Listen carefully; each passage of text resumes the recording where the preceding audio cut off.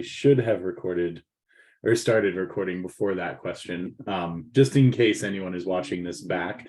That first question was about the simulation assignments. There are currently 2 of them in the system, just because we've had some issues with getting Will access to the discussion sections that he primarily oversees. And so we will get that sorted. There will only be one, and it will be due Friday.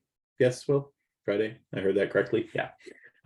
So if it looks like there's one due Wednesday and one's due Friday, just worry about the one that is due on Friday. Yeah, so welcome back. Like I said, I hope everyone had a nice break. And other than reading the chapter, not too many people, I would imagine, had too much time over break to think much about Iran. But we are going to jump into Iran because I think it's in the way that I've structured this course, we've kind of been building to Iran in some ways. Iran is just a very interesting case study that sits not only at somewhat the nexus of the world, as it sits, right on the Asian steppe, and kind of in some ways serves to connect the Western and the Eastern worlds, but also in that has sat at the center of global geopolitics for pretty much its entire history. We'll jump in. Let me go ahead and share screen here.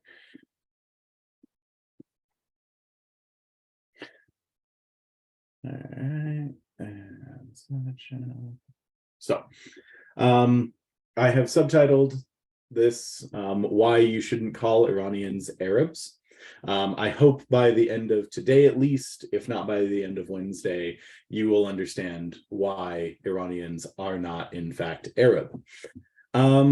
Iran, in the area of the world that it is in, it's not marked on this map. That would be kind of helpful. But it's important to understand that Iran, in its entire history, has never been a colony of another country.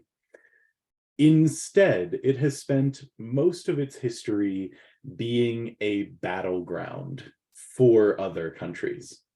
This goes all the way back to the Persian Empire, which obviously was a battleground for several other empires that existed at the time. The name Persian comes from the Greeks. And so we will come back to that as to why later Iran will reclaim the name Iran instead of continuing to be known as Persia. Okay, now my notes up.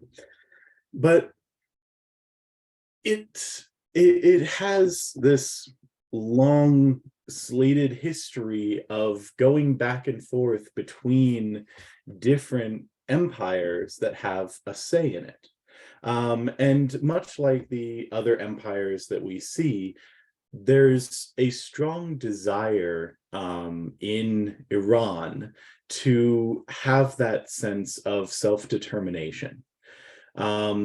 Self-determination can express itself in many ways. And let me just get to this and then we'll talk about it. When you're looking at self-determination, the easiest way for an empire to do that is to have a very strong identity founded in its empireship. And often that expresses itself in the form of an emperor, right? A single individual who has tyrannical rule over a country. There are parts of the world that have always sought to avoid that kind of singular leadership. And so we have to ask the question in, countries that are not specifically tyrannical, what is that alternative? How do we create an identity that can carry itself forward in, an empire, a state, a country? How do we create an identity that can carry forward without purely giving into that, temptation of tyranny. In America and in many Western countries, I think we tend to answer that question with democracy.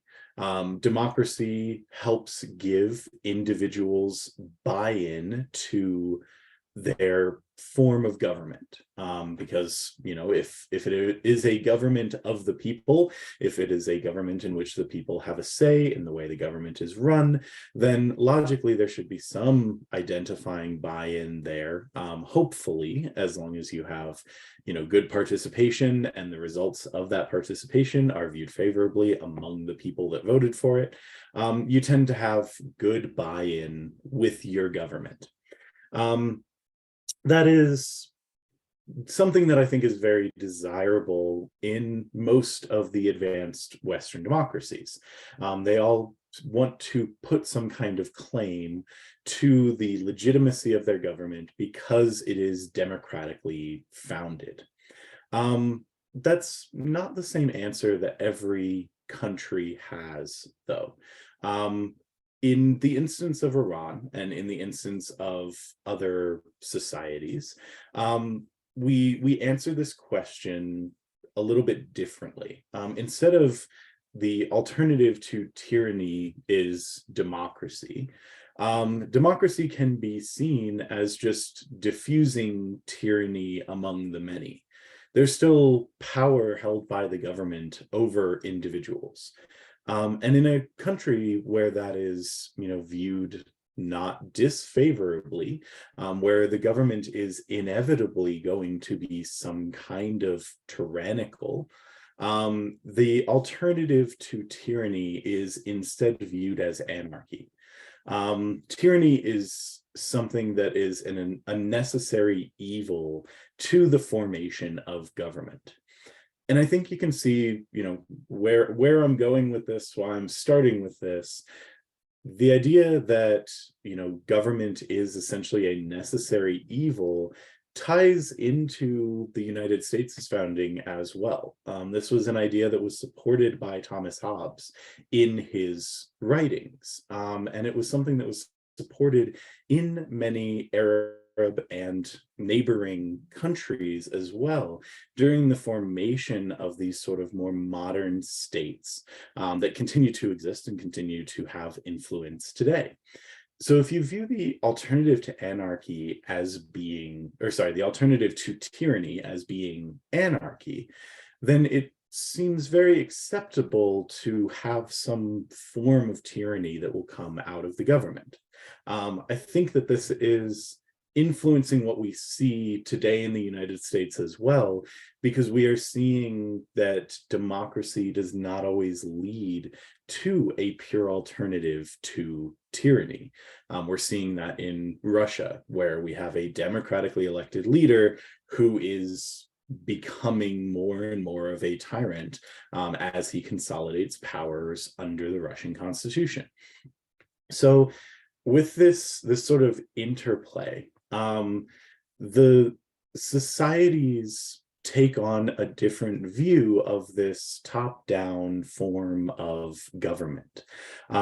If the government is necessarily tyrannical, then it means that individuals living under that government are not individually sovereign.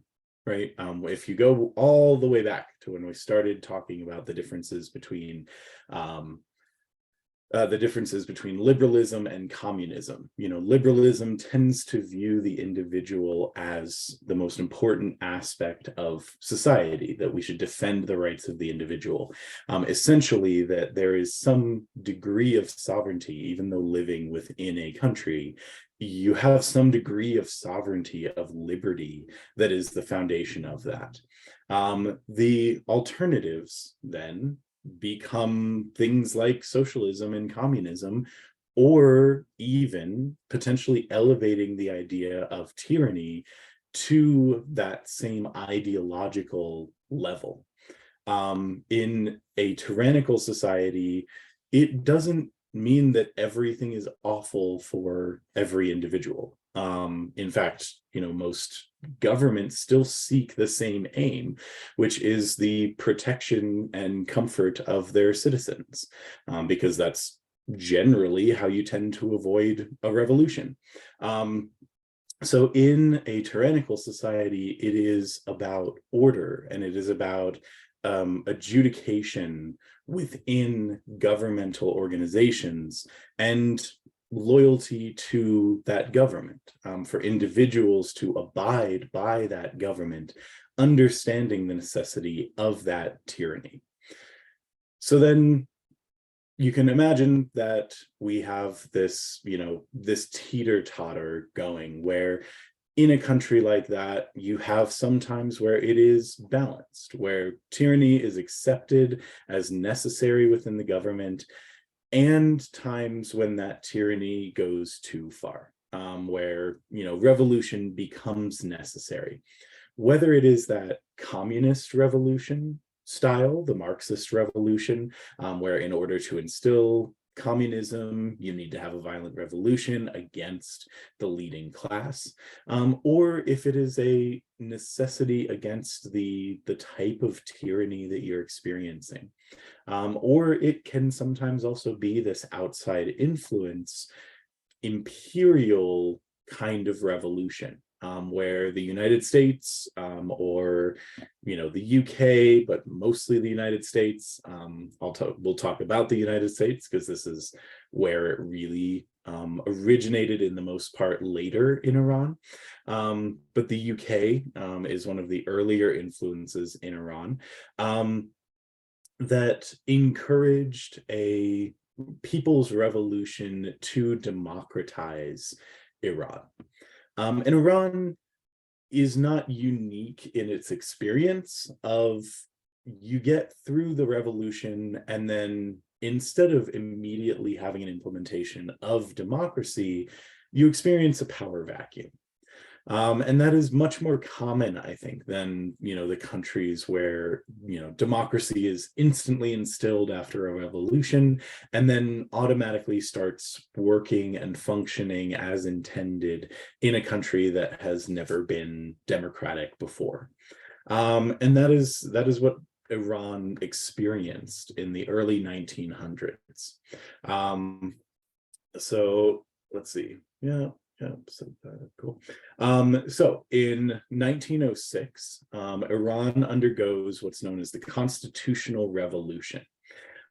This was very typical of most revolutions, especially at the time, in the early 1900s. So we're looking, think around 120 years after, the start of this kind of democratization period for Eastern European or Western European countries, to where these revolutions are now being influenced in other parts of the world. As I mentioned, this revolution primarily influenced by the British, who encouraged a revolution in Iran to democratize. So they tried. They had a diverse group of, a diverse set of different subsects within the country that saw a positive outcome of overthrowing their tyrant, their dictator, and did so successfully. Managed to actually install a new constitution, managed to install an elected assembly, which was, they named the Majli. That's important to remember because the Majli is going to come back eventually, and is actually still the name of their elected assembly today. And they created, this new democratized country in 1906 to about 1909 for the formation period. During that time, you had Russia, the Soviet Union, not yet the Soviet Union, but Russia in its larger form, butting up against this, newly formed democratic British-backed Iran that was emerging, still called Persia. I struggle sometimes with the names. This is not, my native language. So I do struggle sometimes with remembering exactly when things were called what and what names. So I apologize in the future as we're talking about leaders.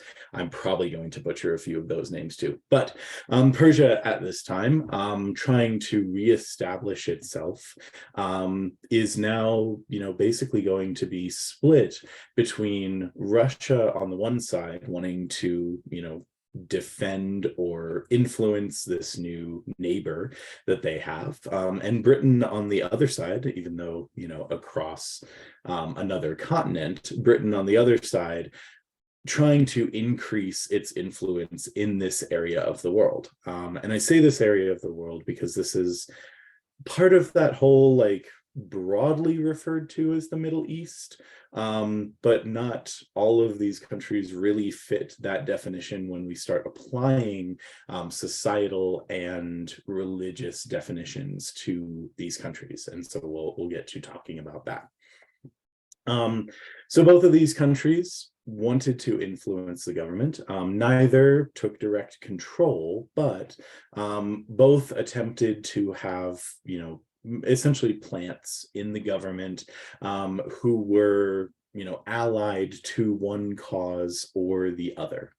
And then as we inch towards the beginning of World War I, you also have local influences on the other side, which being Turkey and Iraq, who want to start influencing this new democratized neighbor that they have. And then the major shift that happens that changes this power dynamic of all of these countries fighting over Iran is actually the Bolshevik Revolution in 1917. So Russia has to now back off of its attempts to influence the government of Iran because Russia is dealing with its own revolution at home. And so the British are able to establish a new throne, what they will call a Shah, that they establish in Iran, and they put a puppet on the throne that they think will just, essentially reinforce the British influence in Iran. That is Reza Shah Pahlavi, who is the first, the picture in black and white here on this slide, is Reza Shah Pahlavi. He makes great advances with the discovery of petroleum resources that Iran has. And as you can imagine, that happens right at the start of World War I, which in our history books, World War I became the #1 reason that we needed more petroleum exports around the world to power these war machines, especially the British. So the British thought that they had it really good because they had their ruler that they wanted to instill on the throne. It's called the Peacock Throne. That's just if I refer to it, that's what I'm talking about. So they have Reza Shah Pahlavi on the Peacock Throne, leading Iran, taking advice from the Majli, yes, but really stepping into this position of a modern, democratized type of dictator, the type of person that we eventually see come in the form of Benito Mussolini, or even somewhat Adolf Hitler, in that leadership role that arises out of a democratic government.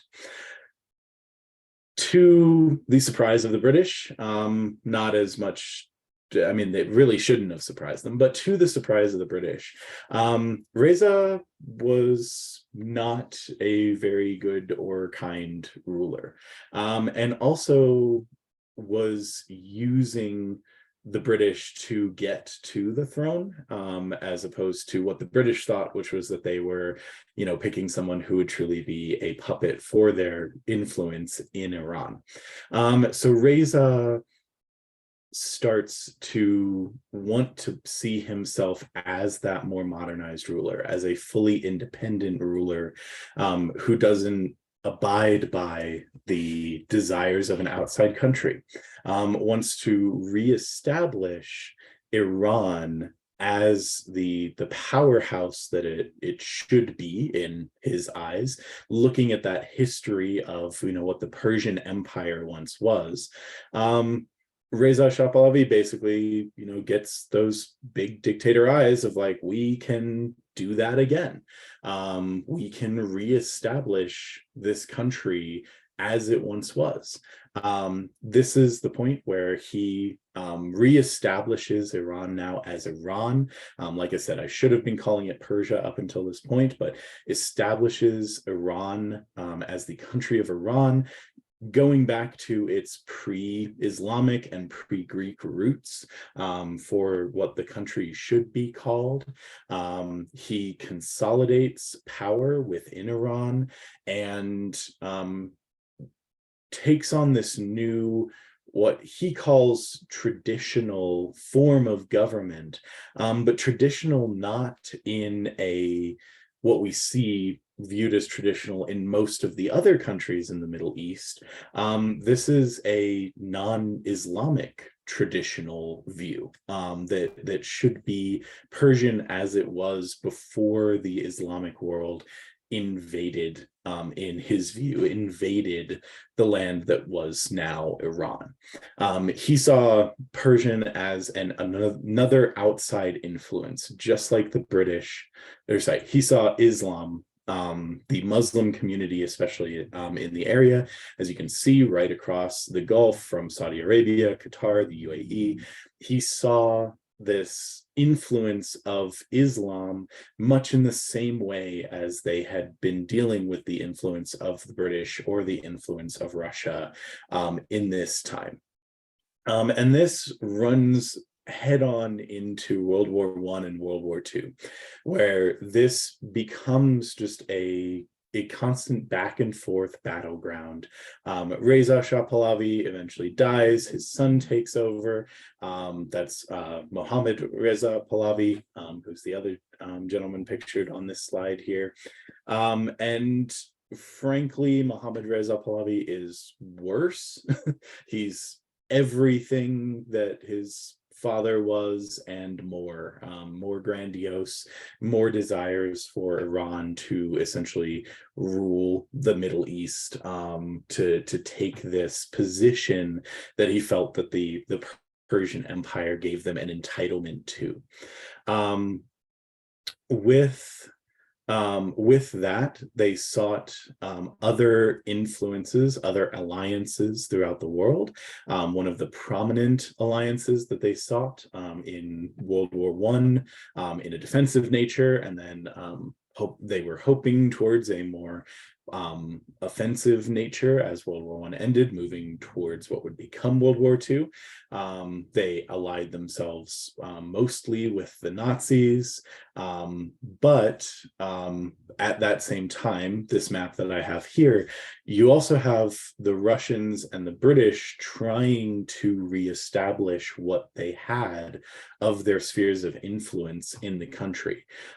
So the country essentially splits into three: a neutral zone that is somewhat allied with the Nazis, but not fully, officially declared an alliance with the Nazis, because they also have a third of the country that is under strong British influence and a third of the country that's now under Russian influence, which would mean that if this pending war, what would become World War II, if this war breaks out, then it's going to destroy Iran. It's going to split Iran into three different countries, as this, as each of these spheres of influence increases.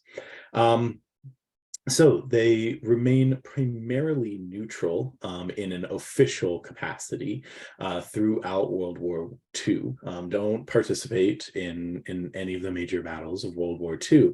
And they come out of that, and all of a sudden, now you have the United States taking of much greater interest and seeking greater influence in the Middle East, as it did as we saw the collapse of the British Empire, and now we have a strong Russian sphere of influence that the Americans are interested in retaking.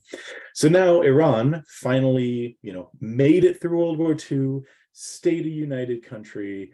Now the United States is interested in doing the same thing that it's had people fighting over for now hundreds of years.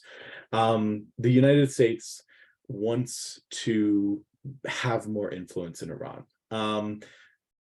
They do at first, just to kind of correct, I think, what is maybe a little bit of a historical misnomer. At the beginning, they do express interest in capitalizing on Iran's oil supplies. That doesn't carry through. Like, our interest in Iran today really does not have anything to do with their reserves of oil. The eventual rise of OPEC has evened out that political necessity to have direct influence in a country in order to capitalize on their oil reserves, and also the United States finds many other much more productive methods of maintaining their oil supplies. So even though we started with some interest, that's not really where the United States was interested in having influence in Iran. That was just right after World War II, this kind of knee-jerk reaction to why the British had been interested in reestablishing their foothold in Iran. Instead, the United States views Iran as what it was when the constitutional revolution happened. It sees Iran as this center point of the world that sits at the nexus between the West and the East. Iran, even if it may not be the most powerful country, essentially is this buffer zone, along with a few other countries like Turkey. It is this buffer zone literally between democracy and communism. And so they want to establish a strong foothold in Iran, politically. Again, not in the terms that we've used in other countries. They want to have a political foothold, and yes, an imperial foothold, but not such that they will change the form of government that Iran has, that they just want to have people in power who will ally themselves with the United States, regardless of what type of government Iran takes on. Obviously, that always carries with it kind of this pressure to be more of a democratic state.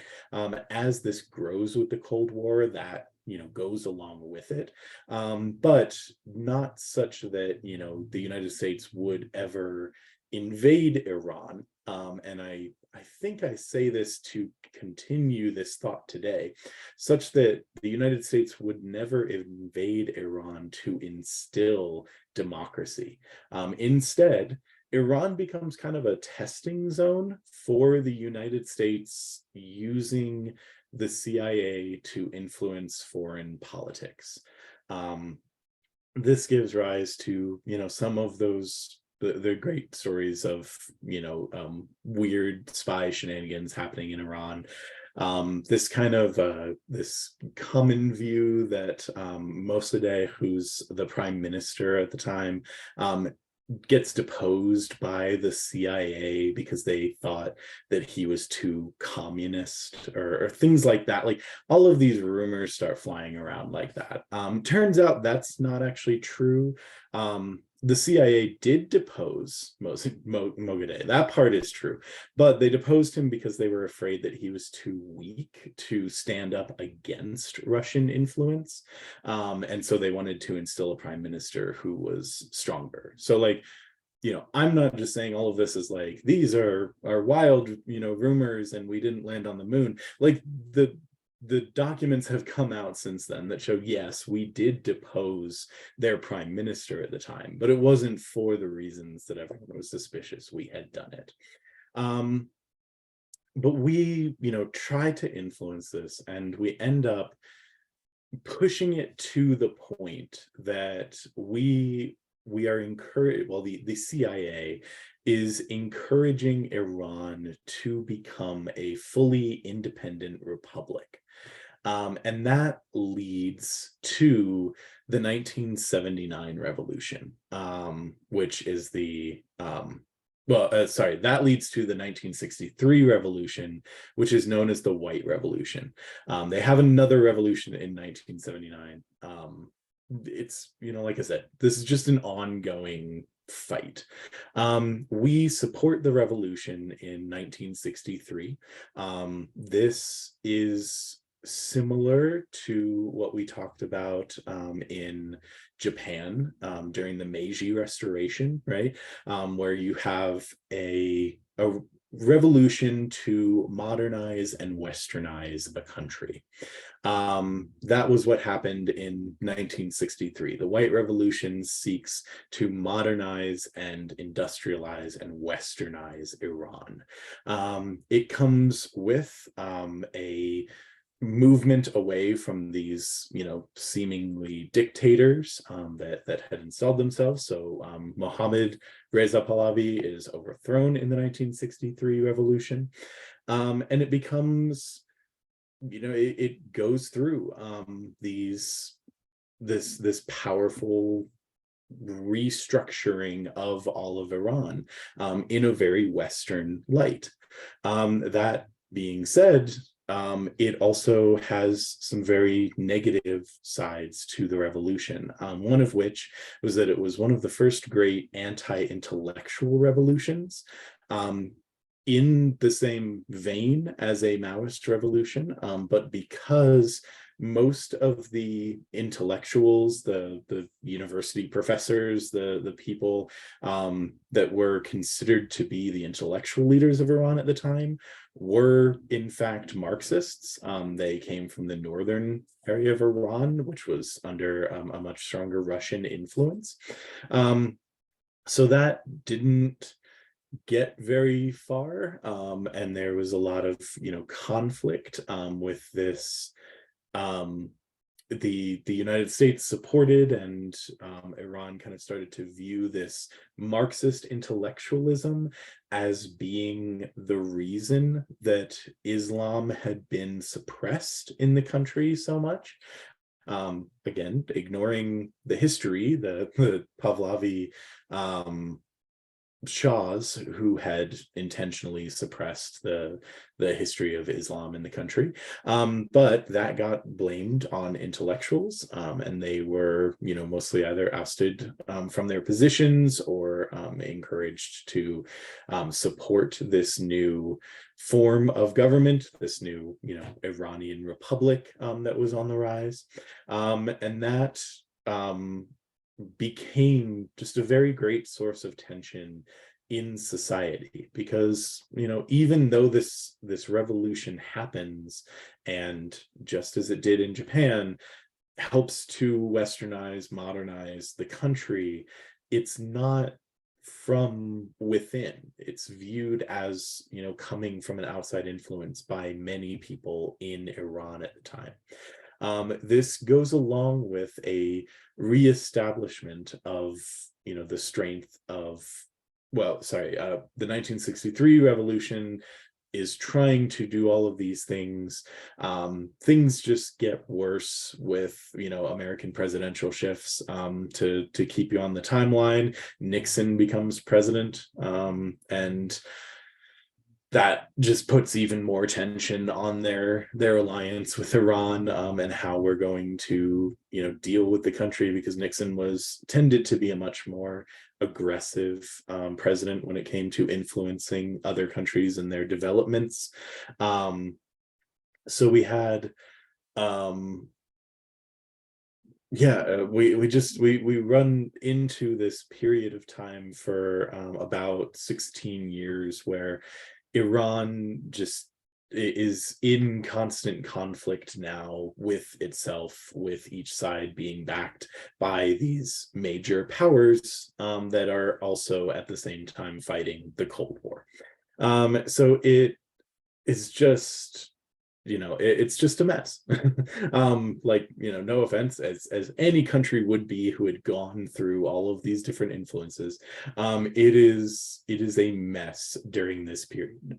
And the so let's see. So we're, into the Nixon era. Nixon encourages primarily military growth in Iran, wants to reinforce the military police under this guise, in a similar guise he used in the United States, which was, the strength of a government to prevent crime from happening. Reinforces that in Iran, uses the CIA again to continue to defend the government in terms of its maintenance of public safety. Iran now, let's see, I'll ask, does anyone know the difference between a Sunni and a Shia Muslim?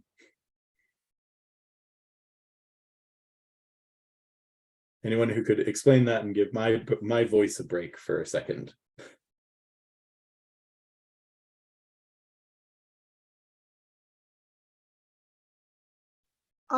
What isn't the difference something about like one group believing I think it was like Muhammad was the last prophet versus the other group not believing that?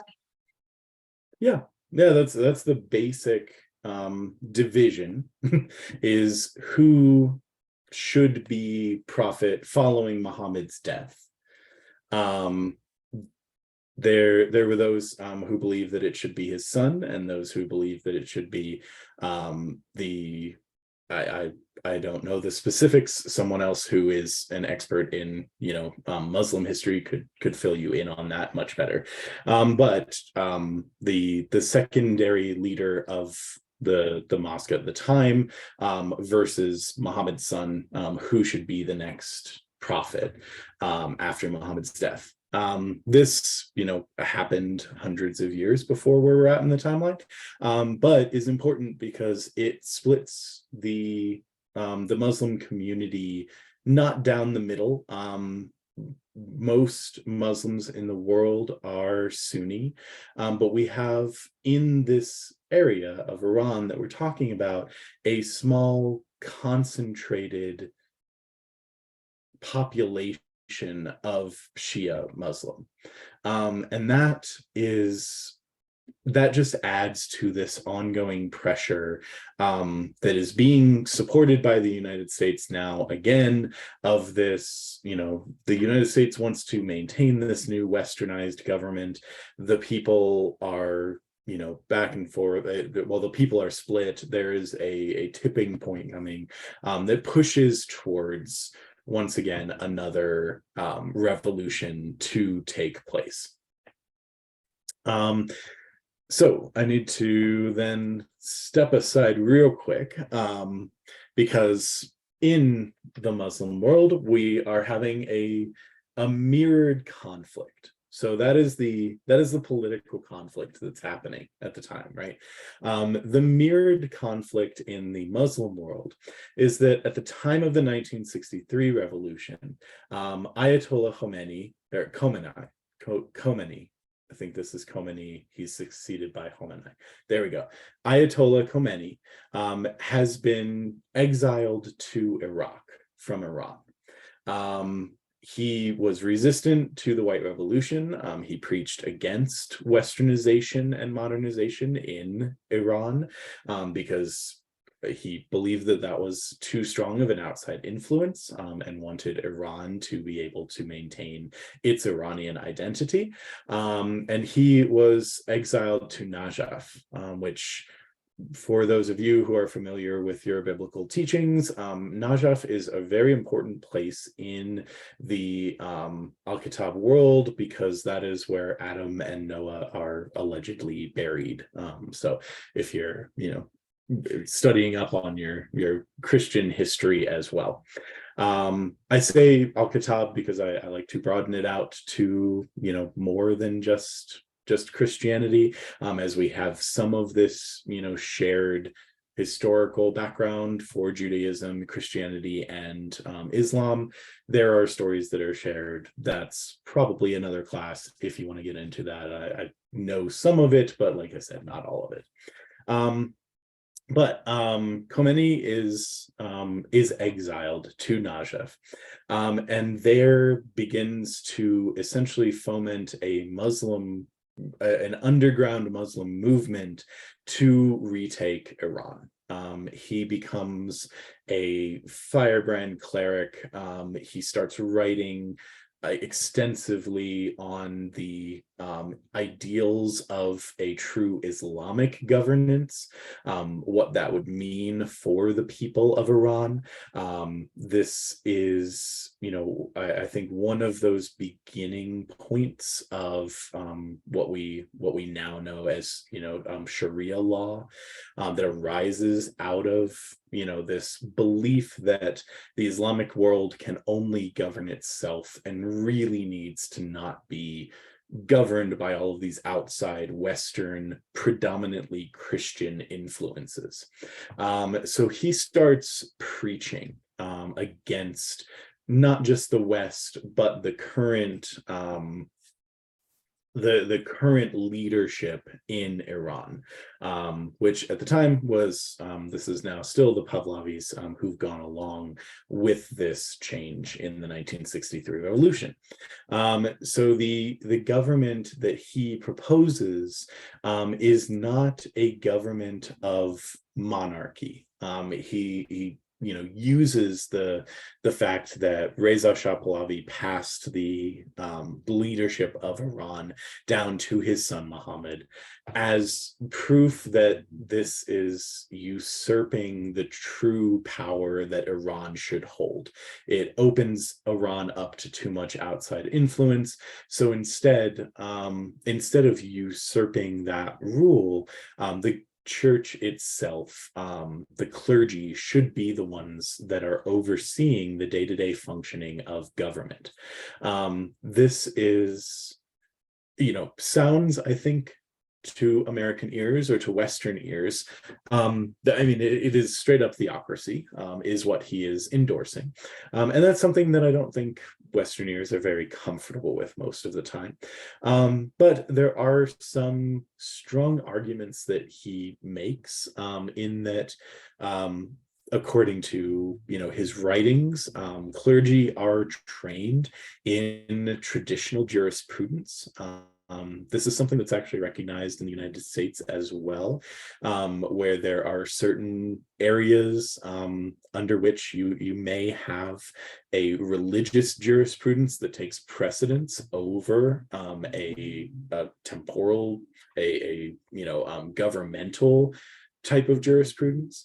And so as the clergy are all trained on that form of jurisprudence, are trained as arbiters, are backed by the political systems, the religious systems that were created by a prophet, being Muhammad, that they are trained to be better governors than governors themselves.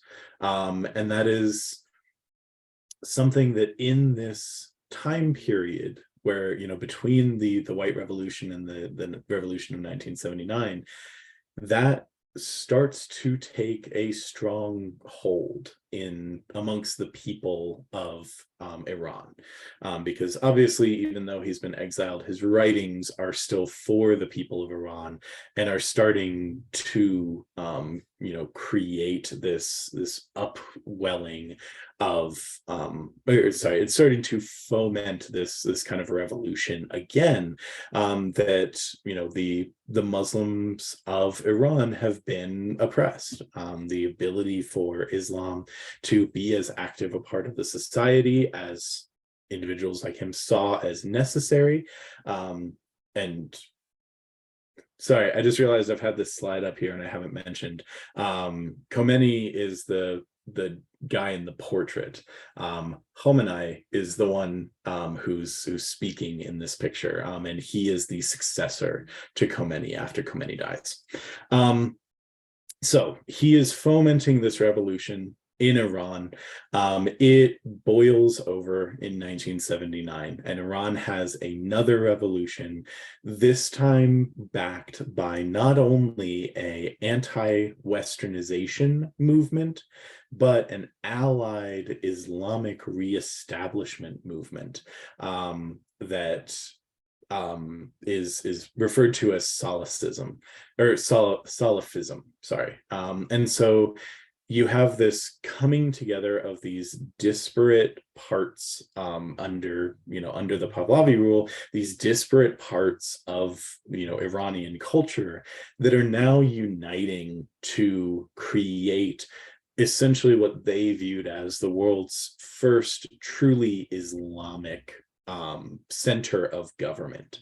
And that is what gets established after this 1979 revolution. And that leads us, that's actually a pretty good place to pause, because that leaves us now, after the 1979 revolution, with the establishment of a new Iranian Islamic Republic, in which the central figure is Ayatollah Khomeini, who becomes the supreme Ayatollah of Iran, and all other government follows on from that establishment. And that's a good place to pause. We will pick up from like that moment and talk through how that has created the Iran that we see today, and the influences of that on Wednesday. Any major questions today before I just end? Whoops. Nope, just stop share. There we go. Any questions on today?